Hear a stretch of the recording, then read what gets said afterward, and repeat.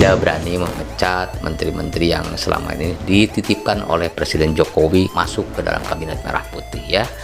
Butuh keberanian yang sangat besar, harapan dan keinginan masyarakat. Prabowo meresapel nama menteri-menteri yang bekerja di masa dan di era pemerintahan Widodo. Langkah yang dilakukan oleh Prabowo Subianto hanya meresapel menteri-menteri yang wewenang serta kebijakannya tidak terlalu strategis ya di kementerian. Meskipun saya tidak mengatakan bahwa jabatannya tidak penting, tetapi ini menjadi indikator dan sinyal bahwasanya memang inilah potret kepemimpinan Prabowo yang sesungguhnya.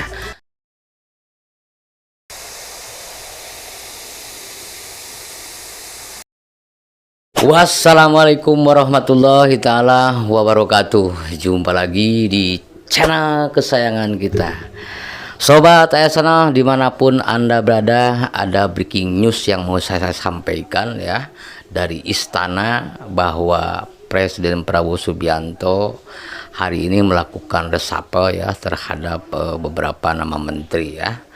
Dan langsung hari ini juga Presiden Prabowo Subianto menyiapkan pengganti-pengganti dari menteri-menteri yang diresapel ya.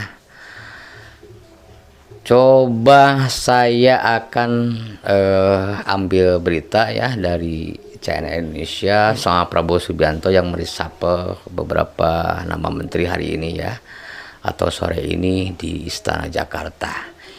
Ini ya Sobat ASN, nama-nama menteri. Sebentar ya, saya akan ambil berita dulu ya. Daftar menteri pejabat yang dilantik Prabowo di Istana Negara sore ini. Jakarta, CNN Indonesia. Presiden Prabowo Subianto melantik sejumlah menteri hingga kepala badan dalam Kabinet Merah Putih di Istana Negara Jakarta pada Rabu hari ini. Sekretaris Kabinet Mayor Teddy Indrawijaya membenarkan rencana pelantikan tersebut, namun ia tak merinci siapa saja pejabat yang akan dilantik.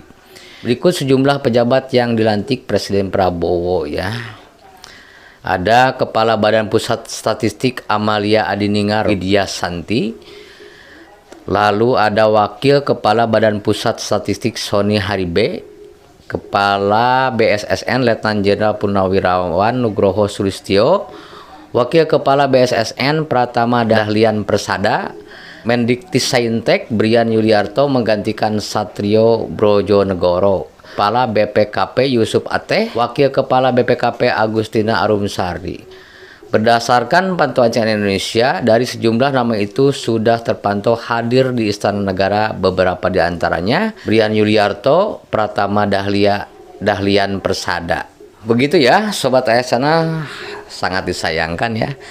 Tidak ada nama Menteri Bahlil Lahadalia, Anwar Sirait atau ARA, tidak ada Erlangga Hartarto, tidak ada Zulkifli Hasan. Ini menteri-menteri yang saya pikir akan mengisi jabatan ya di kementerian yang mungkin bisa dikatakan tidak terlalu strategis ya kalau kita membanding-bandingkan dengan jabatan kementerian yang lain. Dan sebetulnya harapan masyarakat dan tentu harapan saya pribadi, justru Prabowo Subianto seharusnya meresapel nama menteri yang 3 bulan terakhir ini menjabat, membuat kebijakan-kebijakan atau policy-nya membuat kontroversi di masyarakat. Saya pikir ya Bahlil Lahadalia itu orang yang memang seharusnya diresapel ya, atau barangkali nama-nama menteri yang pernah bekerja di masa pemerintahan Joko Widodo ya, itu seharusnya yang resapel ya, karena diisukan melakukan tindakan korupsi seperti Erlangga Hartarto, Zulkifli Hasan. Itu menteri-menteri yang seharusnya diresapel.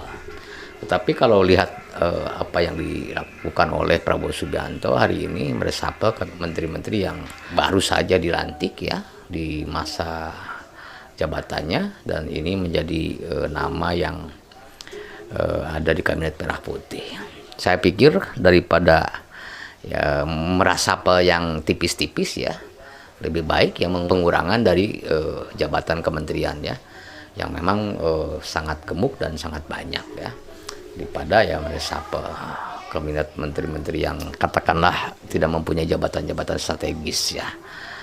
Meskipun ya saya tidak menampik bahwa semua kementerian dan jabatan itu penting, tetapi harapan masyarakat sebetulnya hari ini Prabowo Subianto itu justru meresapel menteri-menteri yang kebijakannya itu membuat kontroversi ya. Ya sekali lagi seperti Bahlil Lahadalia itu seharusnya memang orang yang paling pertama diresapel, tetapi harapan kita kalau melihat seperti ini kemudian menjadi pupus ya, menjadi sirna, hilang, lenyap ya. Dan kita harus lebih bersabar ya untuk menunggu menteri-menteri kabinet merah putih yang menjadi sorotan publik dan menjadi perhatian publik karena kebijakannya ya. Itu Sobat ASN. Ya, kemudian kita bisa memahami ya, rasa-rasanya butuh keberanian yang teramat luar biasa ya untuk Prabowo Subianto meresapel menteri-menteri yang selama ini disukan oleh publik, menjadi sorotan publik.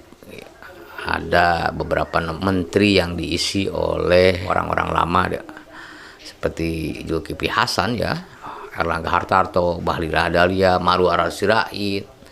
Justru sebetulnya menteri-menteri yang harusnya diresapel, bukan menteri-menteri yang tahu otoritasnya juga tidak mengambil posisi yang kebijakannya itu langsung menusuk ke masyarakat ya. Artinya ya kita belum bisa, harapan kita Prabowo mampu melakukan dan meresapel kementerian-kementerian yang strategis dengan menggantikan dengan orang-orang yang lebih kompeten, lebih mempunyai integritas dan kapabilitas. Ini rasa-rasanya berat juga buat kita ke depan ya. Tentu hal tersebut banyak faktor dan aspek yang menjadi penyebab bahwa Prabowo Subianto itu kemudian tidak berani meresapel nama-nama menteri yang dianggap senior di kabinet merah putih ya, yang memang menjadi menteri yang dititipkan oleh Joko Widodo untuk kemudian masuk di kabinet merah putih. Sebetulnya ada toksis, ada racun di situ.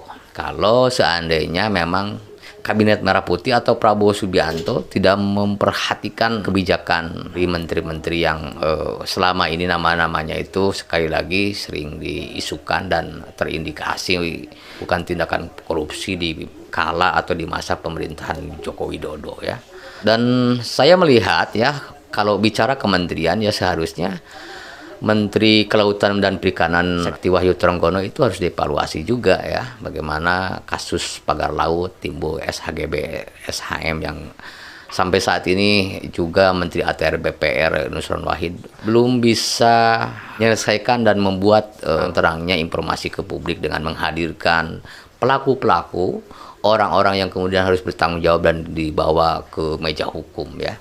Tetapi ya fakta di lapangan bahwasanya memang jabatan serta posisi menteri itu terkesan memang masuk ke dalam politik will. Artinya ada langkah politis yang tentu dipertimbangkan oleh Prabowo Subianto, bagaimana sampai hari ini Prabowo rasa-rasanya tidak mungkin dan tidak mempunyai keberanian untuk meresapel orang-orang atau menteri-menteri yang dianggap masa pemerintahan sebelumnya melakukan tindakan-tindakan korupsi dan dikait-kaitkan oleh publik bahwa menteri tersebut melakukan pelanggaran dan tindakan korupsi ya. Dan terjawab hari ini ya, Rabu sore ini di istana bahwa tidak ada menteri yang selama ini menjadi sorotan publik yang diresapel ya. Dan hanya Kepala Badan Pusat Statistik Amalia Andriar, Wakil Kepala BSSN, lalu Wakil Kepala BSSN Mendiktisayintek itu yang kemudian berani meresapel ya Prabowo ini ya. Kalau jabatan-jabatan yang strategis, kementerian yang selama ini kebijakan serta wewenangnya itu langsung dirasakan oleh masyarakat seperti Menteri SDM Bahlil Lahadalia itu kemudian memang hari ini tidak diresapel. Itu menunjukkan bahwasannya apa yang disampaikan oleh Prabowo Subianto di hari ulang tahun Gerindra yang ke-17 menyanjung-nyanjung Jokowi dengan mengatakan bahwa Jokowi itu orang yang paling berjasa. Lalu Prabowo juga sempat mengatakan bahwa Jokowi itu guru politiknya dia. ini menjadi kompatibel dengan apa yang diputuskan hari ini. Tidak berani memecat menteri-menteri yang selama ini dititipkan oleh Presiden Jokowi masuk ke dalam Kabinet Merah Putih ya. Butuh keberanian yang sangat besar rupa-rupanya ya, ketika harapan dan keinginan masyarakat Prabowo meresapel nama menteri-menteri yang ada dan yang bekerja di masa dan di era pemerintahan Prabowo Widodo.